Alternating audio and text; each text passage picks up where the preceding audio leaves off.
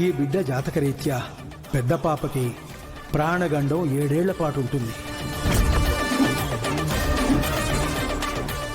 మీరు ఎక్కడున్నారు మీ కుటుంబ సభ్యులకు తెలియకుండా అజ్ఞాతవాసం చెయ్యాలి.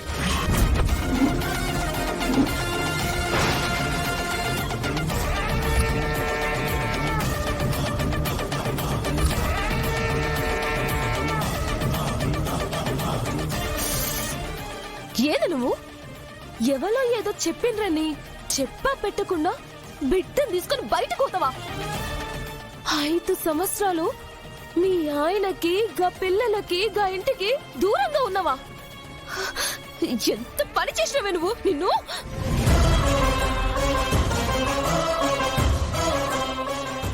నువ్వు ఒక్క నిమిషం ఉండవే. బాబాయ్, ఏంటిది? మిమ్మల్ని నమ్మి ఇక్కడికి వస్తే మీరు చేసే పనిదా? బుజ్జమ్మ ఫ్రెండ్షిప్ చేసింది అంజుతో అని, నిన్న బుజ్జమ్మ వెళ్ళింది ఆ ఇంటికే అని నాతో ఎందుకు చెప్పలేదు? క్షమించండమ్మా, మీతో చెప్తే కంగారు పడతారని చెప్పలేదు.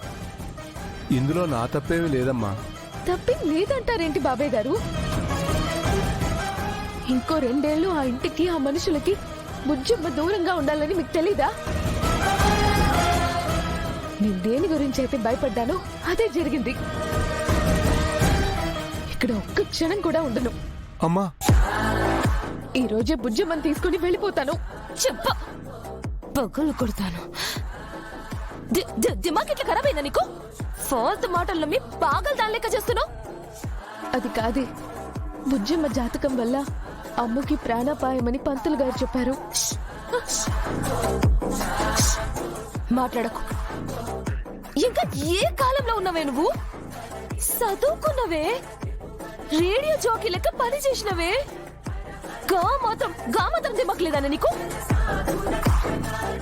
మూఢనమ్మకాలు ఎట్లా నమ్మినవే? మూఢనమ్మకం కాదే, మేమిక్కడ ఉన్నప్పుడు అమ్మ 2 సార్లు ప్రమాదంలో పడింది.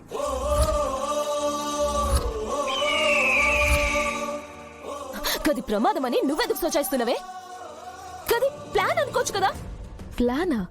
హౌ గది ప్లానో కుట్రనో అనుకోవచ్చు కదా. నా మీద కుట్ర ఎవరు చేస్తారు?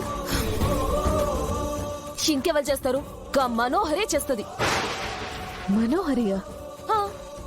గదెప్పుడు నీ మీద కుట్ర చేయలేదా? నేను ఆ ఇంటి నుంచి పంపేయనీకి, మీ ఆయన నుంచి గా పిల్లల నుంచి నిన్ను దూరం చేయనీకి మనోహరే చాలా సార్లు చాలా కుట్ర పనిందని నువ్వే కదా నాకు చెప్పినావు. ఇది కూడా తన ప్లాన్ అయి ఉండొచ్చు కదా. అవును కదా.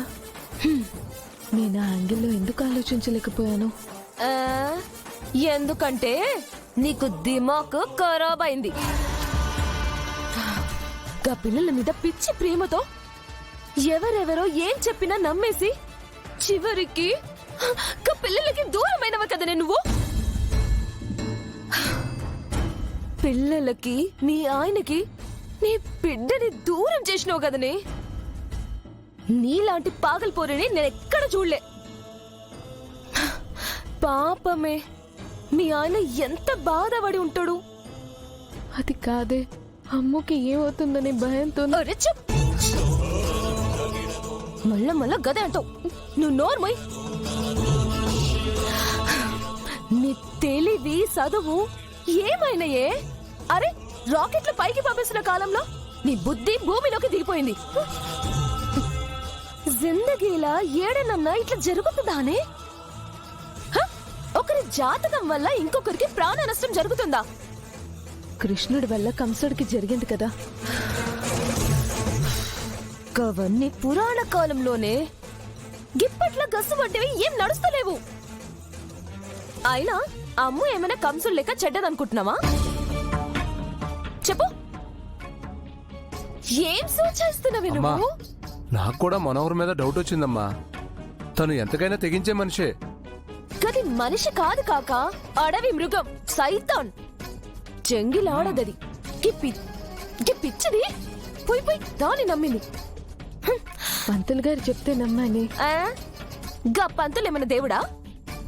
మనోహరి గా పంతులకి డబ్బాసి చూపించో, బెదిరించో, భయపెట్టో నీకట్లా చెప్పమని చెప్పిండొచ్చు కదా. నేనెంత దూరం ఆలోచించలేదే. హా, గందుకేనే నీ బతుకు ఇట్లా ఆగమైంది. నీ బుర్రలో బంకమట్టి బాగా పేరుకపోయింది. అంటే అమ్ము 2 సార్లు ప్రమాదంలో పడింది మనుషుల వల్ల కాదే. ఏయ్ గైతే ఏమంటావు ఇప్పుడు నువ్వు? ఏమంటావు? గా జాతకాలన్నీ నిజమంటావా? ఓ పని చేద్దామే, ఇంకోసారి అమ్మకేమో జరిగితే గప్పుడు చూద్దాం. ఇదంతా నీ బిడ్డ జాతకం వల్ల జరగలేదే, గా మనోహరి చేసిన కుట్ర వల్లే జరిగింది. ఒక్కసారి ఆలోచించి చూడు.